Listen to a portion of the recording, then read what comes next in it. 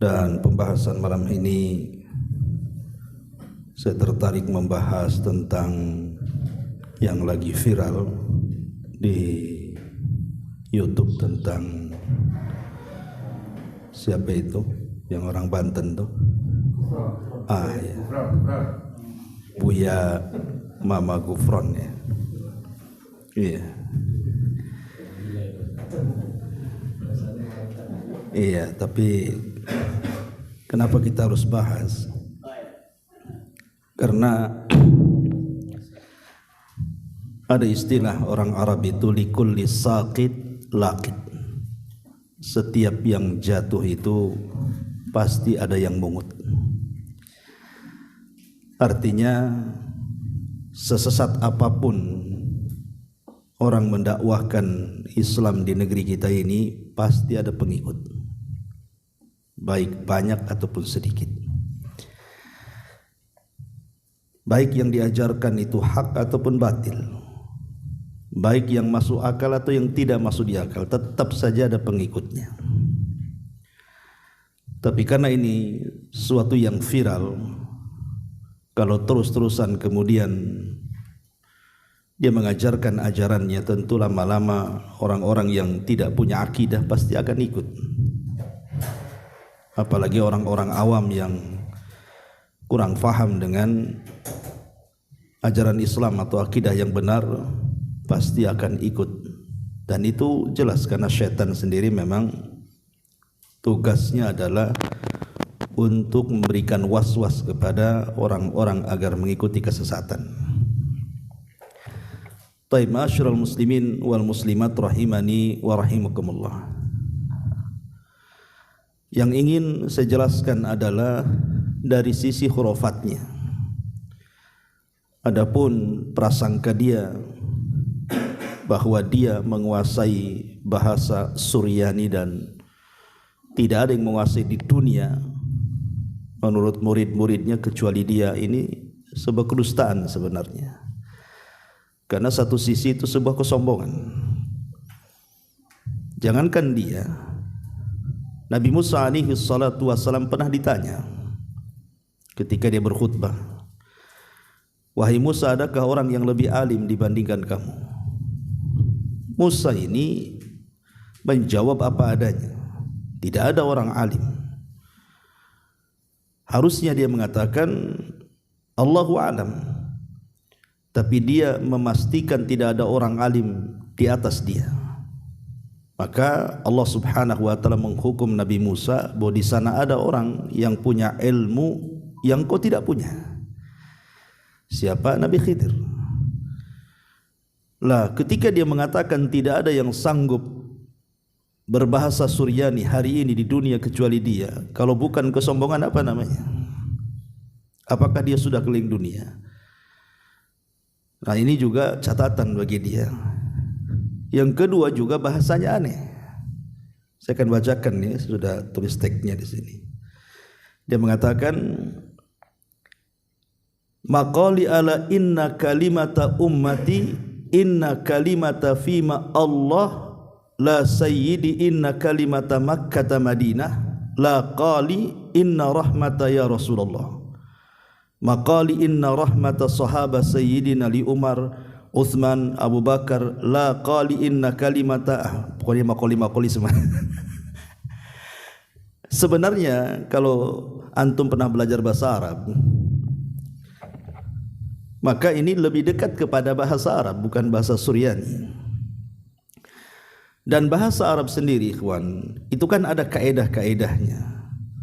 Sebuah kalam dalam bahasa Arab itu kan harus berbentuk lafad, murakkab, mufid, dan al-wada' namanya. Okelah, mungkin dia berbentuk lafad dan dia juga murakkab, artinya terdiri daripada lebih dari dua kata. Tapi kan ini tidak mufid. Mufid itu artinya dipahami. Orang yang belajar bahasa Arab tidak paham ini. Dan tidak wada, bukan susunan yang diletakkan bahasa Arab seperti itu oleh para ulama. Jadi ini memang bahasanya aneh gitu kalau itu bahasa Arab. Tapi ini bukan bahasa Arab, walaupun ada Arab-Arabnya, lebih ke bahasa Arab TKW ini namanya. TKW yang nggak bisa bahasa Arab kan, saya teringat waktu di Yaman, orang-orang kulit hitam itu, orang-orang Ethiopia, orang-orang Arumi dan yang lainnya, itu juga bahasa Arabnya kurang lebih kayak gini. Ya, jadi yang baru belajar bahasa Arab itu kurang lebih kayak gini. Makanya kalau ini diklaim bahasa Suryani, ya saya kira seperti ini. Karena banyak juga orang-orang yang mampu menggunakan bahasa Suryani, walaupun bahasa ini sebenarnya sudah nggak ada. Ya.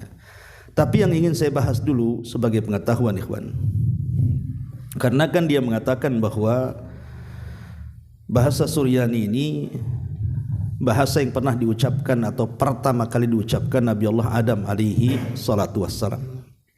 Baik, kita sedikit bicara soal bahasa. Ma'asyiral muslimin yang dimuliakan Allah Azza wa Jal,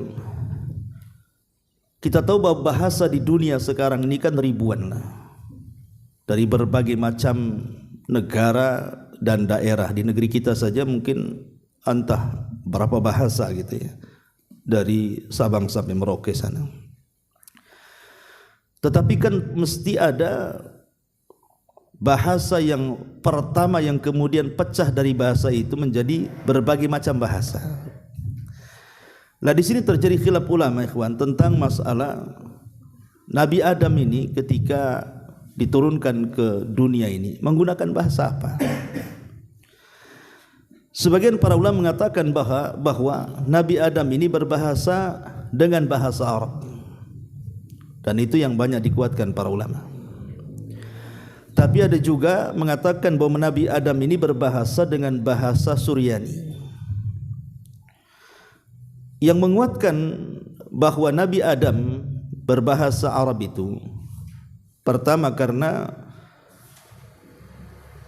bahasa Arab ini masih ada sejak zaman Adam sampai hari ini, masih dipakai. Sementara bahasa Suryani kan sudah punah, udah enggak ada. Mungkin masih adalah digunakan oleh sebagian orang-orang Nasrani Ortodok yang ada mungkin di Timur Tengah sana ya, daerah Suriah dan yang semacamnya. Tapi sudah nggak ada satu negara yang berbahasa Suryani, itu udah punah gitu ya. Lain dengan bahasa Arab, masih ada sampai hari ini. Yang kedua, kalau kita melihat sejarah anak-anak Nabi Adam itu juga kebanyakan bahasanya mirip dengan Arab. Seperti Qabil, Habil. Qabil dari Muqabalah gitu ya. Kemudian Nuh. Kemudian anak-anaknya juga Syam, Ham, Yafis, itu kan identik dengan bahasa Arab. Sehingga kemudian apalagi kalau kita lihat hampir semua bahasa di dunia itu ada serapan Arabnya. Sehingga ada yang mengatakan bahwa bahasa pertama Nabi Adam itu adalah bahasa Arab. Walaupun ada juga yang mengatakan bahasa yang pertama itu bahasa Suryani ya. Tapi yang jelas bahwa Nabi Adam itu semua bahasa tahu. Karena ketika Allah Subhanahu wa taala mengatakan wa 'allama Adamal asma'a kullaha, dan Allah ajarkan kepada Adam itu nama-nama semuanya, artinya bahasa semuanya yang akan diucapkan oleh seluruh keturunannya, Adam tahu. Jadi kalau seandainya Nabi Allah Adam ada sekarang gitu ya, kemudian dia ada di Batam, ya dia juga paham bahasa Melayu. Kalau di Jawa ya pakai bahasa Jawa. Kalau Adam ke Padang ya bahasa Padang kan itu. Kalau Nabi Adam ke Flores ya bahasa Alor gitu ya. Jadi semua paham. Adapun kemudian yang ada di film-film yang ma'ruf ya kan, bahwa manusia itu dulu tidak bisa berbahasa kecuali dengan bahasa isyarat. Kemudian digambarkan tentang zaman-zaman purbakala, zaman-zaman dinosaurus dan yang semacamnya, mereka berbahasa dengan isyarat. Ini dusta. Kenapa dusta? Adam sudah bicara kok. Allah sudah ajarkan Adam itu bicara sejak di langit sebelum ke bumi kan gitu. Artinya manusia itu sudah bisa bicara, kenapa pula jadi bahasa isyarat pula kan itu. Itu orang bisu bahasa isyarat. Jadi film-film itu tidak benar itu. Lah kenapa kemudian bahasa ini sampai berkembang kemana-mana? Ulama mengatakan, ulama sejarah, jadi berkembangnya bahasa itu setelah tragedi Tufan, banjir bandang yang terjadi di zaman Nabi Nuh. Lah putra-putra Nabi Nuh ini kan akhirnya kemana-mana ikhwan, terutama turunannya. Seperti mamanya turunan Syam, putra Nuh yang pertama itu kan lebih ke arah Timur Tengah, sehingga muncullah bahasa Ibrani, bahasa Arab dan yang semacamnya. Ya. Kemudian ada putra Nuh itu namanya Ham, dan Ham ini dia anak keturunannya lebih hijrah ke daerah Afrika. Makanya kemudian banyak bahasa-bahasa yang timbul di Afrika, barbar, kemudian Lubia atau apalah nama bahasa mereka kan itu kan. Adapun Yafis yang ketiga, itulah yang kemudian anak-anaknya rata-rata ada di daerah Asia dan Barat gitu ya. Yang kita kenal kita inilah turunan Yafis. Ada bahasa Indonesia, bahasa asing, bahasa Inggris dan begitu seterusnya ya. Nah, jadi perkembangan bahasa itu ya tadi dari turunan anak-anak Nuh yang kemudian menyebar kemana-mana itu. Sejak itu sampai hari ini maka berbagai macam bahasa timbul di mana-mana. Artinya bahwa kalau memang bahasa Nabi Adam itu adalah Arab, berarti bahasa Arab itulah yang terpecah menjadi ribuan bahasa. Ada yang mengatakan kalau memang bahasa Suryani ya mungkin dari bahasa itu terpecah kemana-mana. Tapi saya tertarik perkataan Imam Ibnu Hazm rahimahullahu taala. Apa kata dia di sini? Kata Imam Ibnu Hazm, la nadri ayya lughatin hiya allati waqafa Adamu alaihi salam 'alaiha awwalan. Saya tidak tahu, kata Imam Ibnu Hazm, bahasa apa sih yang pertama kali diucapkan Adam itu. Illa annana naqta ala annaha atammal lughat.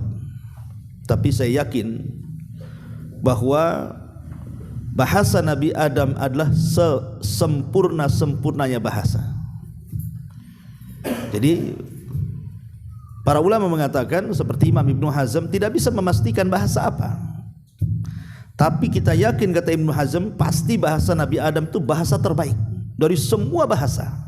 Karena dia yang pertama kali mengajari bahasa masalahnya kan. Kemudian bercabang kepada anak turunannya. Ada juga perkataan Imam Syekhul Islam Ibn Taimiyah rahimahullahu taala, dia mengatakan, fa inna jumhural usuliyin ala anna Adam alaihi salam qad ulima usulu lughati kulluha wa minhal arabiyyah kama tarahu. Beliau mengatakan adapun jumhur usuliyin mengatakan bahwa Adam itu pasti sudah diberitahu atau diajarkan padanya tentang pokok-pokok bahasa semuanya. Ya, dari pokok-pokok bahasa itulah tercabang bahasa Arab, bahasa Suryani, bahasa Ibrani dan begitu seterusnya. Intinya bahwa tidak ada yang tahu Nabi Adam itu berbahasa apa.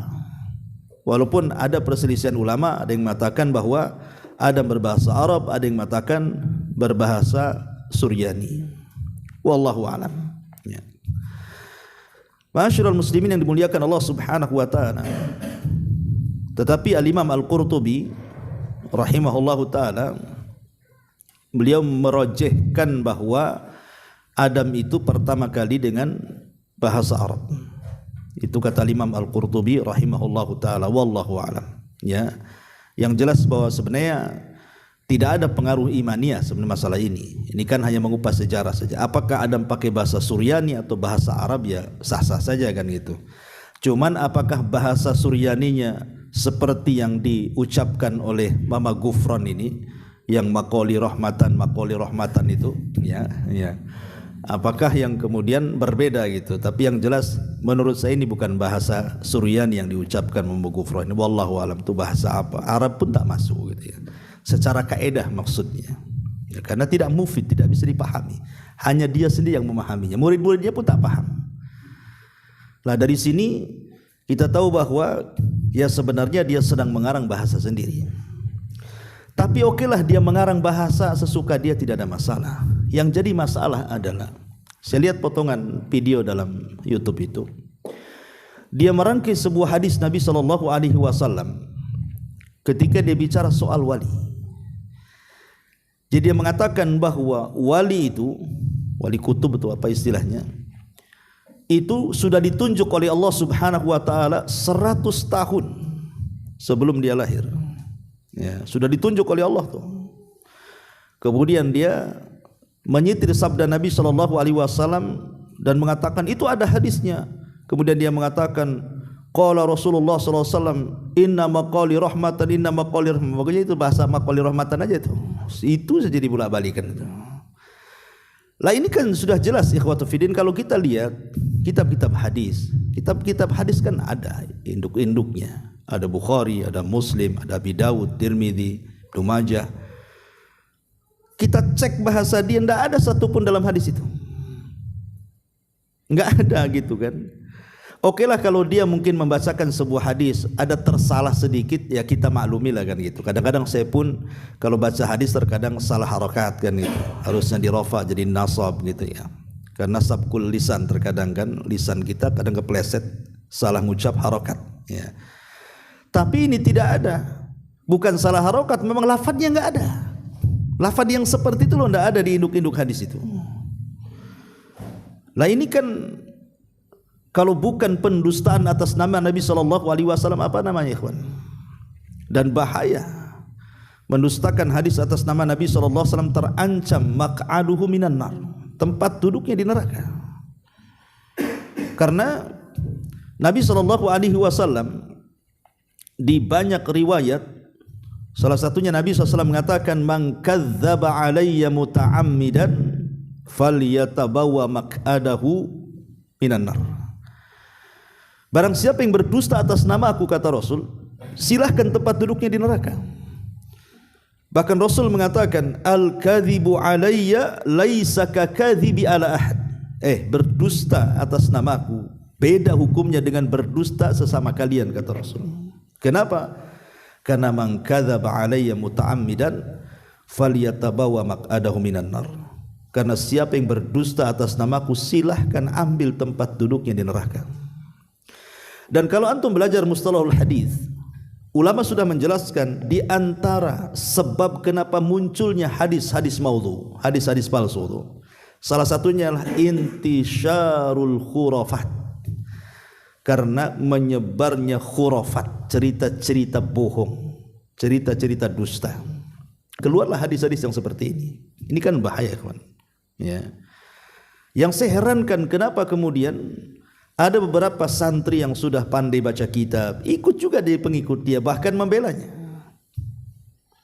Harusnya kan jelas kalau dia menunjukkan hadis, kan begini dalam teori hadis, ikhwan. Kalau memang hadis itu lemah, ini harus disampaikan sebagai teori ilmiah. Boleh kita membaca hadis maudhu, hadis lemah, tapi disampaikan hadis ini maudhu, hadis ini palsu, hadis ini lemah, harus begitu. Itu amanah ilmiah namanya. Lah ini kan tidak kan gitu. Kita aja tidak paham. Lah tidak mungkin Nabi SAW menyampaikan sebuah hadis tidak paham dan tidak bisa dipahami umatnya kan gitu. Inna maqali rahmatan, inna maqali rahmatan, kita gak paham juga ya. Rahmah ya paham, maksudnya rahmatan artinya kasih sayang itu. Tapi kemana-mana kan itu. Jadi kesannya kayak dagelan kan. Ini kan bicara agama kan tidak seperti itu. Harus serius bicara agama itu, tidak boleh macam-macam ya. Kemudian juga dia bicara soal wali. Dia bilang wali itu ditunjuk 100 tahun sekali.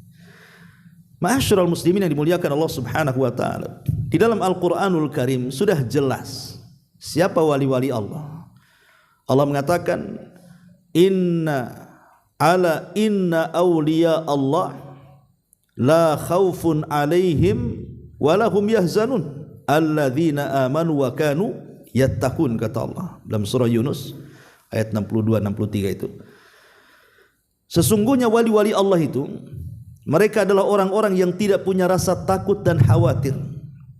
Dan mereka adalah orang-orang yang beriman dan juga orang-orang yang bertakwa. Jadi syarat wali Allah itu cuma dua, iman dan takwa. Dalam surah Yunus itu. Artinya semua orang bisa jadi wali Allah. Cuman masalahnya kan dikesankan bahwa wali-wali Allah itu kan harus punya karamah. Punya karamah itu keanehan-keanehan yang disebut dengan khawarikul adah, yang berbeda dengan adat manusia. Kalau tidak ada keanehan-keanehan, yang di luar daripada kebiasaan manusia itu bukan wali. Makanya kemudian dikisahkan Mama Ghufran ini, saya lihat di YouTube ya, entah benar entah salah gitu kan. Karena nama dia bukan Mama Ghufran sebenarnya. Siapa saya sudah tulis nama dia itu aslinya siapa namanya? Aslinya Ius Sugiman ya. Ius Sugiman. Ius Sugiman ini Bapak Ius Sugiman lah, sudah tua, Bapak Ius Sugiman. Jadi kenapa kemudian berubah namanya jadi Kiai Haji Muhammad Abdul Ghufran Al-Bantani ini? Konon katanya Muhammad Abdul Ghufran ini dia disematkan kunyah ini kepada dia dari gurunya. Padahal kalau kita lihat dalam bahasa Arab kunyah itu mesti didahului dengan Abu. Saya ini Abu Humairah, ini kunyah. Ummu Humairah kan itu ya. Ibnu Man, nah gitu biasanya kan Abu Man, pakai Abu, pakai itu namanya kunyah. Ini kunyahnya kok lain gitu. Muhammad Abdul Ghufran kan, enggak didahului dengan Abu gitu ya. Oke lah, itu kunyah dia. Yang jadi cerita adalah kenapa muncul penamaan ini? Itu karena dia berhasil tirakat selama 40 hari 40 malam dikubur hidup-hidup. Pertanyaannya kapan sholatnya? Dikubur hidup-hidup 40 hari ini kapan sholat dia? 40 hari loh ya. Berarti dia meninggalkan sholat 40 hari kan begitu ya. Kapan wudunya, kapan sholatnya kan gitu. Oh karena dia sudah ma'rifat Ustaz. Inilah kesesatannya di sini. Tidak ada manusia yang lebih ma'rifat daripada Nabi. Siapa yang lebih ma'rifat daripada Nabi? Tidak ada. Kalau seandainya ada orang yang paling ma'rifat, Nabi lah yang paling ma'rifat kepada Allah Azza wa Jalla. Tapi Nabi SAW tidak pernah meninggalkan salat, sampai pun pecah-pecah kakinya dia tetap salat malam. Sampai Aisyah mengatakan, sudahlah cukupkan dengan yang wajib-wajib saja wahai baginda Nabi. Kata Rasul, afala akunu abdan syakur, salahkah saya menjadi hamba yang bersyukur?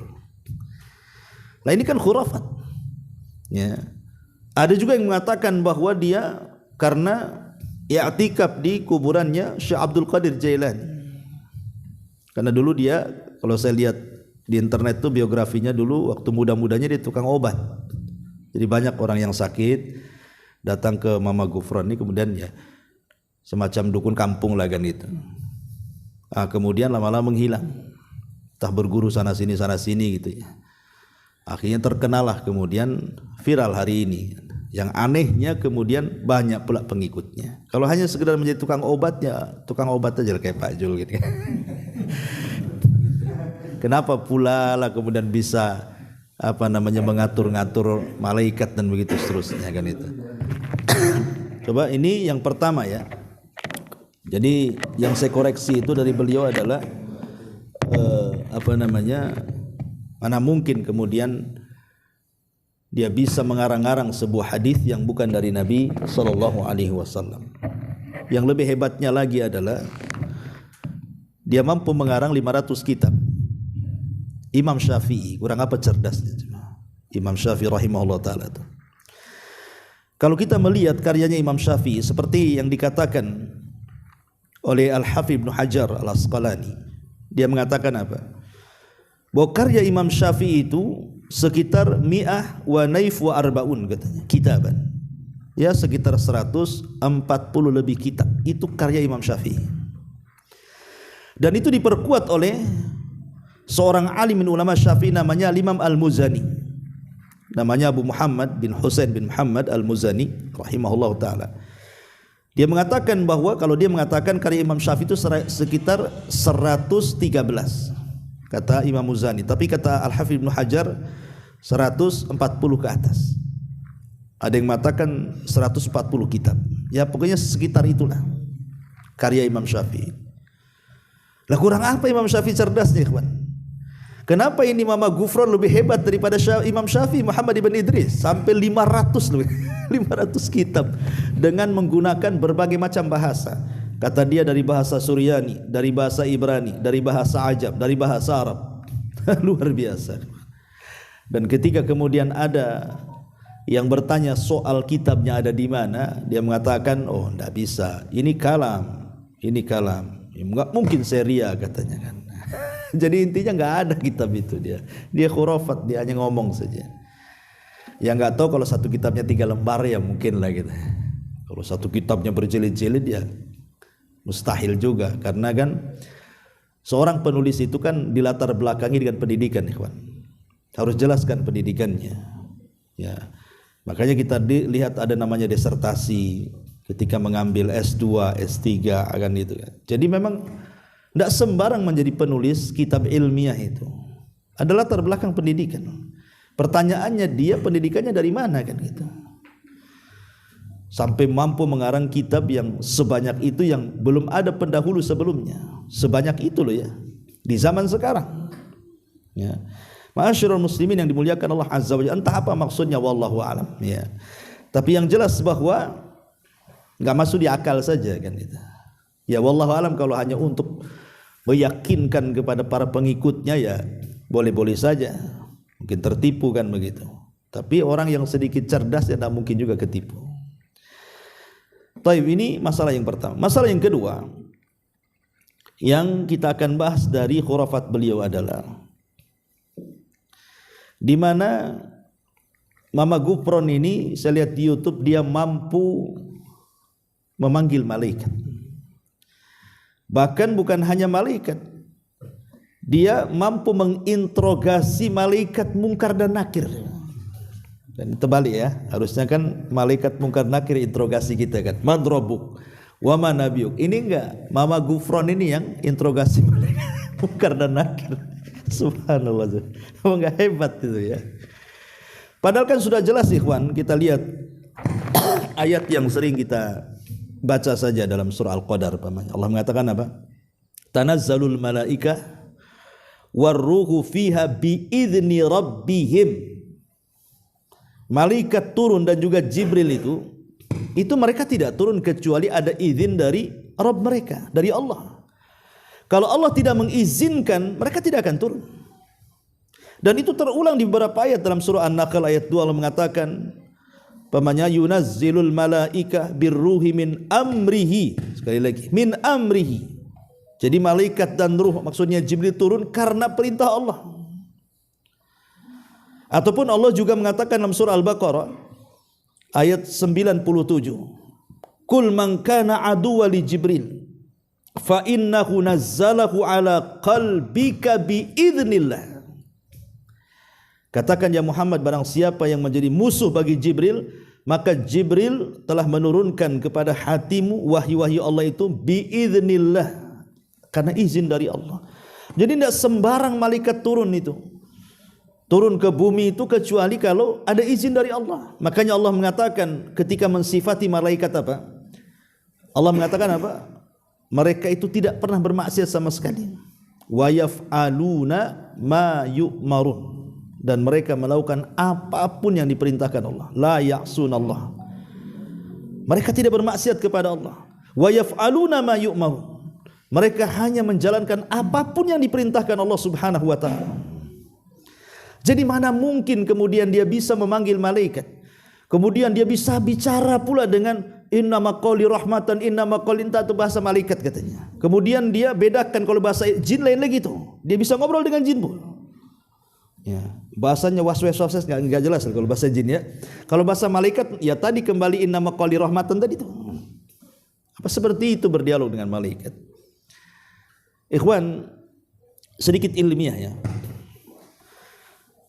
Bicara tentang apakah kemudian manusia selain Nabi ya bisa melihat malaikat. Kita katakan tidak mungkin, mustahil. Orang itu tidak mampu melihat malaikat dalam bentuk asli. Kecuali Nabi ya. Nabi SAW pernah melihat Jibril dalam bentuk aslinya 2 kali kan. Tapi selain Nabi tidak mungkin melihat malaikat. Kecuali kalau malaikat itu tasyakul. Tasyakul itu artinya beralih rupa. Itu mungkin. Ya, beralih rupa kepada seperti memangnya hadis Umar bin Khattab. Ketika Jibril datang kepada Nabi SAW bertanya soal Islam, soal iman, soal ihsan, kemudian soal kiamat dan tanda-tandanya. Malaikat melihat kan, karena Jibril ketika itu tasyakul, berbentuk dalam bentuk manusia.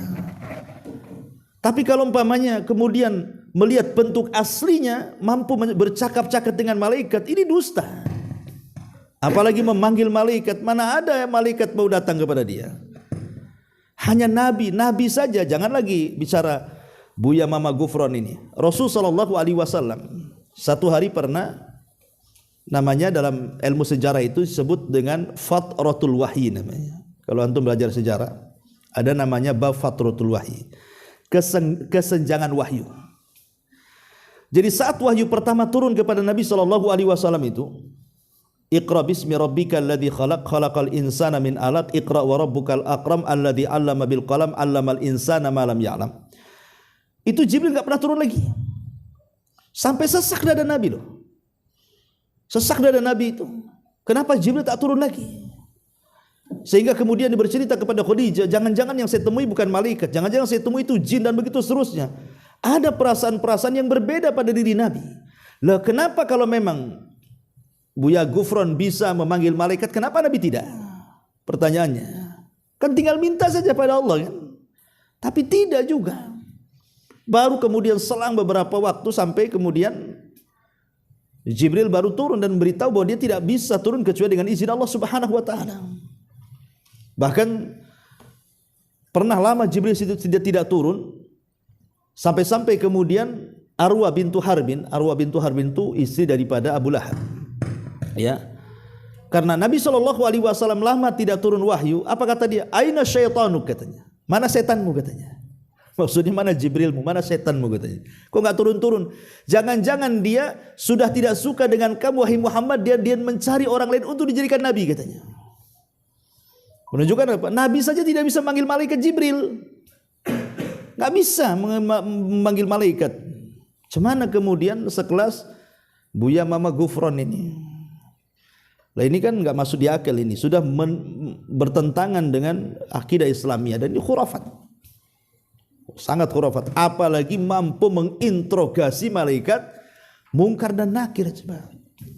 Mungkar dan Nakir bisa diinterogasi, di sini pada ceritanya. Ya. Ma'asyiral muslimin yang dimuliakan Allah Azza wa Jalla. Ini yang kedua. Kemudian yang ketiga, saya lihat di video dia itu, kalau nggak salah di kuburan Sunan Ampel, kalau tidak salah videonya itu. Jadi dia bicara dengan Sunan Ampel dengan bahasa Suryaniyah dia itu. Inna maqali rahmatan, inna maqali rahmatan, inna Mekah Madinah apa semua kan. Kan itu. Dia bicara. Kemudian orang di sampingnya tanya, ya, tentang masalah apa yang diucapkan dia kepada Sunan Ampel itu. Dia bilang apa? Iya, saya sudah ngobrol dengan dia, katanya. Sedang ngobrol dengan dia. Ma'asyiral muslimin yang dimuliakan Allah Azza. Pertanyaannya, apakah mungkin orang itu ngobrol dengan orang yang sudah mati, yang sudah tertutup dengan barzakh?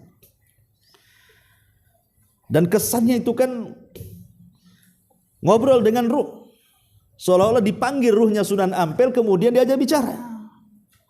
Ikhwan, masalah ruh itu masalah gaib. Allah mengatakan alimul ghaibi fala yadharu ala ghaibihi ahada. Dialah Allah yang mengetahui perkara yang gaib, maka dia tidak memperlihatkan kepada siapapun tentang kegaiban itu. Dan ruh itu perkara gaib. Karena dalam sebuah ayat Allah mengatakan yas'alunaka 'anir ruh qulir ruhu min amri rabbi. Mereka bertanya-tanya soal ruh. Katakan ruh itu urusan Rabb. Macam mana mungkin kemudian dia bisa berdialog dengan orang yang sudah meninggal? Di dalam Al-Quran Allah jelas mengatakan fa innaka la tusmi'ul mauta. Kalian tidak mungkin memperdengarkan orang yang sudah mati.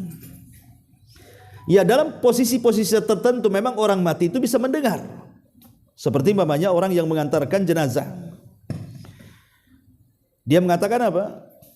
Mau dibawa kemana aku, katanya. Kemudian setelah dimasukkan ke dalam liang lahat, kemudian yang mengantar pulang, dia sempat mendengar suara terompahnya. Ya, dalam kondisi-kondisi tertentu si mayat itu mendengar. Ya. Tetapi tidak semua hal si mayat itu tahu. Apalagi kita orang yang hidup ngajak bicara dengan orang yang mati. Jangankan itu, Nabi SAW pernah satu hari berbicara dengan jasad-jasadnya yang meninggal di perang Badar, dari Abu Lahab, Umayyah yang dimasukkan kepada sumur itu. Nabi SAW berbicara dengan mereka. Sekarang kalian tahu kan bahwa apa yang Allah janjikan kepadaku benar dan apa yang kalian janjikan dusta. Umar mengatakan, ya Rasul, ngomong sama siapa kamu, katanya. Maka Rasul mengatakan, kalian tidak tahu, aku saja yang tahu.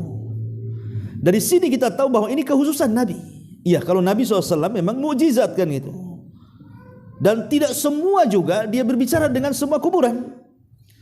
Lah ini kok bisa Buya Gufron, kok gimana caranya dia bisa ngobrol dengan orang yang di dalam kuburan itu, sementara Sunan Ampel sudah berapa tahun kan di dalam kuburan itu. Dia bisa bicara dengan orang di kuburan. Kalau memang betul dia bisa bicara, harusnya dia orang paling soleh, kawan. Kenapa? Dia bisa tanya kepada orang yang diazab, cemana rasanya, cemana rasanya kok dicambuk, gimana pertanyaannya, udah ada bocoran lah dia.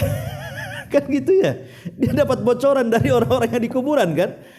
Sehingga kan dia mesti lebih takwa lagi, lebih takut lagi. Ini enggak, malah berdusta atas nama Nabi coba. Nah, ini kan aneh gitu ya. Ini juga diantara khurafat dia. Masyarul muslimin yang dimuliakan Allah Azza wa Jalla.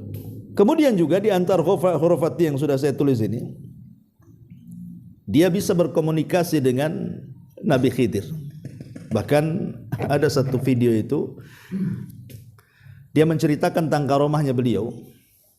Jadi satu hari beliau itu berangkat ke Pulau Bawean. Kemudian pulang dari Pulau Bawean itu, Gresik sana, dihantam ombak sampai 10 meter lebih. Itu tiba-tiba perahunya berhenti sendiri. Mesinnya berhenti. Dan hampir terguling tuh. Orang-orang pun sudah terpeki-peki, udah matilah di situ. Lah kebetulan Mama Gufron itu ada di perahu katanya. Ada di kapal itu. Kemudian dia mengatakan, dia menenangkan orang, langsung dia naik ke atas perahu, kemudian dia bersalawat kepada Nabi Khidir. Allahumma salli ala Khidir, katanya. Langsung ombaknya itu surut. Kemudian kapalnya tiba-tiba mesinnya nyala kembali dan membawa penumpang selamat ke Gresik, katanya. Mana ceritanya? Kita ini bersalawat kepada Nabi kita, loh, bukan Khidir. Kita ini punya Nabi sendiri, Nabi kita Muhammad sallallahu alaihi wasallam, bukan Khidir. Kemudian juga dia bisa ngobrol dengan Khidir. Dia mengatakan, saya pernah berjumpa dengan Khidir, saya bersua dengan dia, kemudian bicara dengan dia. Ikhwan, soal Nabi Khidir sendiri ini kan diperselisihkan oleh para ulama.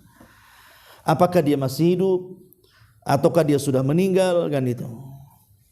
Walaupun pendapat yang kuat wallahu alam bahwa Khidir itu sudah meninggal. Dengan berbagai macam alasan kan, karena Allah yang mengatakan, wa ma ja'alna li basyari min qablikal khuld.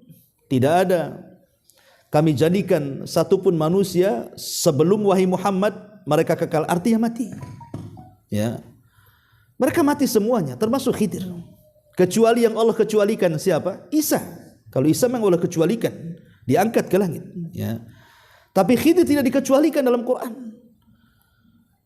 Kemudian juga kalau memang dia masih hidup, pertanyaan para ulama itu, kenapa ketika Rasul dalam kondisi terdesak dalam berbagai macam peperangan, ya, pamannya dalam perang Uhud, kekalahan kaum muslimin.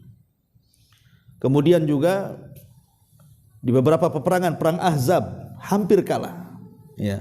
Kemana Khidir? Kenapa tidak membantu Nabi SAW, minimalnya hadir, membantu perang atau ngasih ide? Tidak ada tuh hadir di situ. Padahal di dalam Al-Quran sudah jelas bagaimana wasiat Allah kepada para nabi. Kalau muncul Muhammad itu, hendaklah kalian menolong dia, ya, kemudian juga membantu dia, beriman kepada dia, dan begitu seterusnya. Itu nas Quran. Tapi mana Khidir di zaman Nabi SAW tidak hadir? Kenapa hadir baru hari ini? Dan kebanyakan cerita Khidir itu kebanyakan adalah ahli thariqah, kebanyakan yang membicara masalah Khidir hidup atau tidak itu. Bahkan sebelumnya sudah ada juga orang yang berbaiat di hotel tertentu, nanti dihadiri Nabi Khidir kan. Ikhwatul fillah, kalau bukan khurafat apa namanya? Apa dia tahu Nabi Khidir itu yang mana rupanya? Kan nggak tahu juga kan gitu. Jangan-jangan setan yang datang. Lah dari sini ikhwatul fillah muliakan Allah Azza wa Jalla, jelas ini cerita khurafat semua, nggak ada yang benar. Ya. Kita tidak menafikan karamah, ya. Karomah kita, karena keanehan di dunia itu sering saya ulang-ulang. Pertama disebut irhasat. Irhasat itu keanehan bagi seorang nabi sebelum diangkat. Ada yang kedua mukjizat. Mukjizat ini keanehan bagi seorang nabi setelah diangkat jadi nabi. Ada namanya karamah. Itulah yang diberikan kepada wali-wali Allah. Tapi tidak semua wali Allah itu juga dapat karamah. Contoh umpamanya ada seorang sahabat di zaman Nabi SAW yang ma'ruf, Tufail ibn Amr ad-Dawsi. Tufail ibn Amr ad-Dawsi, yang Abu Hurairah Islam karena beliau dari Daus. Ketika dia berdakwah kepada kaum Daus, tidak ada yang beriman. Datang kepada Rasul. Rasul, kaumku tidak banyak beriman, macam mana caranya? Maka Rasul mengatakan, sudah, berangkat kembali kepada kaummu, nanti akan ada tanda-tanda dari Allah kekuasaannya untukmu. Maka berangkatlah dia pulang, tiba-tiba tangannya bercahaya. Malam-malam tuh, kayak senter gini ya. Dia mengatakan, ya Rabb, ini kalau tanganku bercahaya akan jadi fitnah, pindahkan.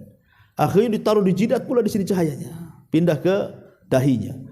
Kemudian, ya Allah, kalau ini cahaya dahi bisa jadi fitnah, akhirnya ditaruh di mulutnya, kalau ngomong bersilau-silau. Sebab itulah kaum Daus masih Islam. Pertanyaannya, apakah kemudian sekelas Abu Bakar, Umar, Utsman yang karomah-karomahnya tidak diceritakan, tidak lebih hebat daripada Tufail ibn Amr ad-Dawsi? Tidak. Abu Bakar lebih hebat dibandingkan Tufail. Walaupun tidak dijelaskan karomahnya kan. Dari sini ada kaidah kata Syekhul Islam Ibn Taimiyah, belum tentu seorang wali yang ada karomah lebih mulia dibandingkan seorang wali yang tidak ada karomah. Itu maksudnya. Dan karomah itu diberikan betul-betul kepada orang-orang yang beriman.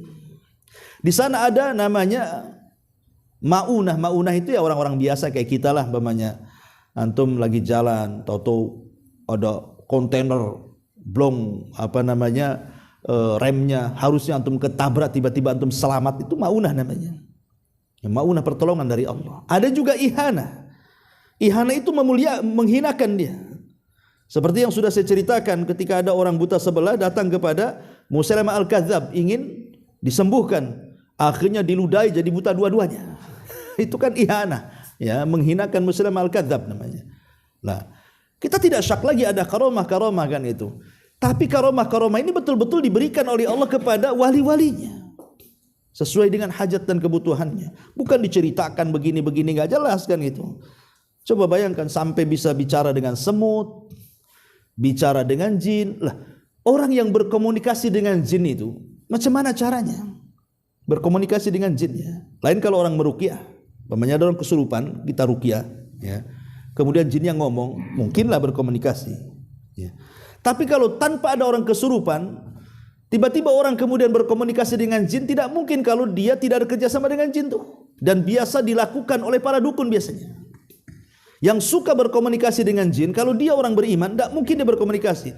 Kecuali para dukun. Kalau dukun ya, karena mereka memang junjungan mereka jin, makanya mereka berkomunikasi dengan jin. Tapi orang yang bertauhid tidak mungkin, dan buat apa berkomunikasi dengan mereka? Nggak ada gunanya. Nah, ma'asyiral muslimin yang dimuliakan Allah Azza wa Jalla, kemudian pakai bahasa jin aneh-aneh. Lu kata Syekh bin Baz rahimahullah taala, jin itu sama dengan kita. Di antara mereka ada yang bahasa Inggris, ada yang bahasa Eropa, ada juga yang mungkin bahasa Jawa, ada bahasa Sunda. Jin sama dengan kita. Kurang lebih jin itu. Kehidupan dia persis dengan kita. Ada yang ojek online. Pokoknya persis kehidupan manusia itulah kehidupan jin. Makanya kita lihat orang yang ruqyah itu tiba-tiba dia bisa bahasa Arab. Mungkin jinnya dari Timur Tengah kan itu. Bisa saja kan itu. Atau bahasa Inggris. Kapan dia kursus ke Pare kampung Inggris kok bisa bahasa Inggris dia? Ya memang bahasa-bahasa mereka juga sama dengan kita sebenarnya. Mereka juga ada geng motornya juga sama. Jadi kurang lebih lah kehidupan mereka dengan manusia itu. Lihat kehidupan kita sama kehidupan jin seperti itu. Tapi manusia lebih mulia dibandingkan mereka. Tapi ini khurafat ikhwan. Namanya khurafat ya khurafat, apalagi kan itu. Ma'asyiral muslimin yang dimuliakan Allah Subhanahu wa taala. Kemudian juga dia bicara ketika ngobrol dengan orang mati tadi. Kan pakai bahasa Suryani. Memang ilmiahnya ulama memang berbeda pendapat. Ketika Munkar dan Nakir itu bertanya kepada kita, menggunakan bahasa apa? Ada yang mengatakan bahwa bahasa mungkar dan nakir ketika mengatakan siapa Rabbmu, siapa nabimu, apa agamamu, itu memang pendapat pertama ada yang mengatakan menggunakan bahasa Suryani. Bahasa Suryani itu bahasa malaikat mungkar dan nakir. Itu sebagaimana disebutkan oleh Imam Suyuti rahimahullahu taala. Kemudian yang pendapat yang kedua menggunakan bahasa Arab karena teks hadisnya seperti itu kan. Man rabbuk, ini kan bahasa Arab. Wa man nabiyuk, itu kan bahasa Arab. Wa madinuk, apa agamamu? Ada yang mengatakan bahasa Arab. Dan ini yang dinaskan oleh Hafidz Ibnu Hajar Al-Asqalani rahimahullahu taala, bahwa zahir daripada hadis bahasa Arab, kata Al-Hafidz Ibnu Hajar. Tapi pendapat yang ketiga, dan ini pendapat yang difatwakan oleh Lajnah Daimah, Syekh Utsaimin dan yang lainnya, bahwa malaikat itu akan bertanya dengan bahasa yang dipahami orang yang mati itu. Ya kalau kita orang Batam ya pakai bahasa Batam, orang Sunda ya pakai bahasa Sunda, orang Padang ya pakai bahasa Padang, pokoknya yang dipahami dia. Itu yang difatwakan oleh Lajnah Daimah dan juga Syekh Ibnu Utsaimin rahimahullah dalam fatwanya, fatwa Lajnah Daimah. Tapi wallahu alam, kata Syekh Utsaimin, kita tidak bisa menjazmkan malaikat bahasa apa, karena kan yang merasakan orang yang mati kan itu. Orang yang mati. Artinya dialog antara malaikat munkar dan nakir itu hanya dengan orang yang mati, bukan dengan orang yang hidup. Ini kan berdialog orang yang hidup kan. Ya, ini Mbah Yahya Gupran ini kan berdialog dia dengan orang yang sudah mati. Ini khurafat, ikhwatu fiddin, muliakan Allah azza wa jalla. Ya. Kemudian saat mubahalah dia, mubahalah dengan orang-orang yang mengaku Habib, keturunan Ba'alwi dan begitu seterusnya. Saya tidak bahas nasab.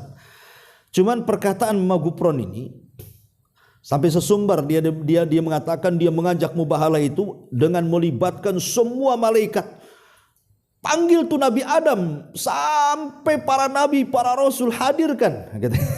Hadirkan. Kita mubahalah. Siapa yang mati, siapa yang hidup kan itu.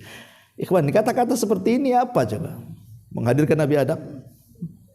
Gimana caranya? Ya. Kemudian lebih parah lagi, dia mengatakan sebagai penjaga gawang neraka kan. Ikhwan, neraka itu panas.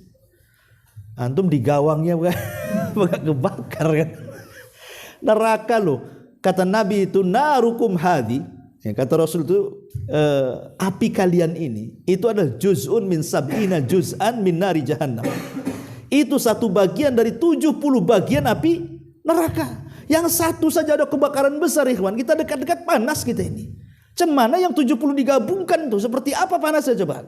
Jadi gawang neraka pula.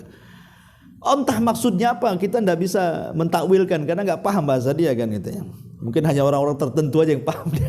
Kita kan hanya menghukumi secara zahir kata-kata dia saja masalahnya. Ya mungkin maksudnya nggak seperti itu, tapi zahirnya kan seperti itu ucapan dia yang kita pahami. Makanya ini kan hal-hal yang nggak masuk di akal yang keluar dari Mama Gupron. Yang lebih parah lagi adalah ketika ada orang bertanya kepada dia apakah Nasrani masuk surga, apa semua orang masuk surga. Apa kata dia? Semua agama itu ada kaplingnya di surga katanya. Semua agama itu mau Hindu, mau Buddha, mau ada semua kaplingnya di surga. Ini kan pemahaman liberal, ikhwan.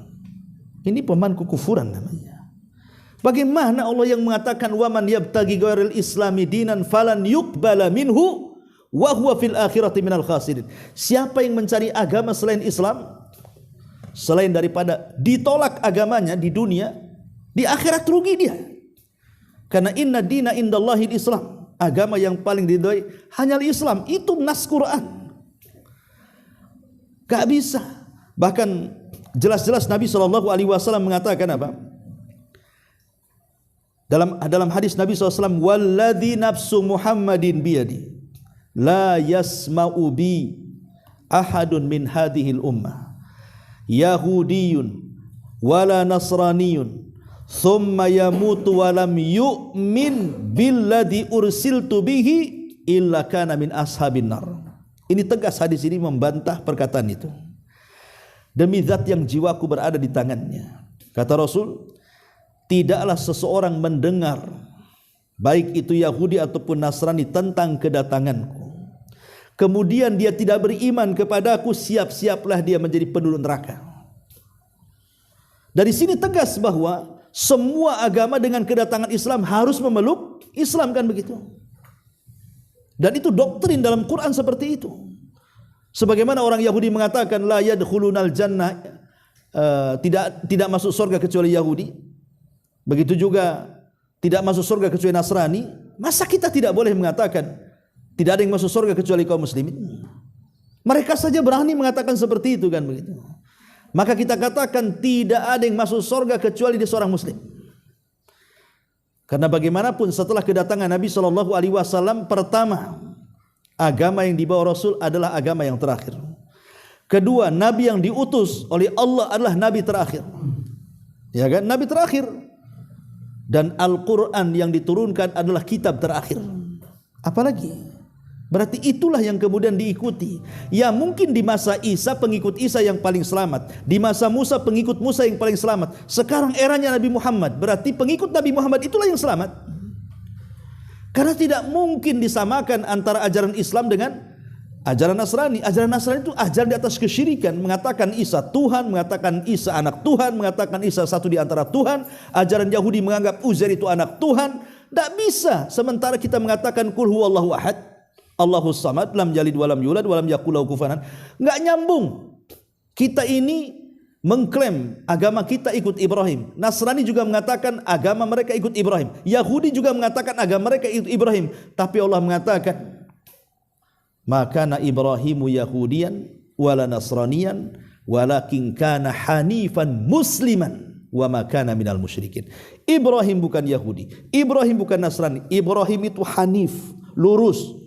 Dia tidak melakukan kesyirikan. Sementara agama-agama mereka melakukan kesyirikan.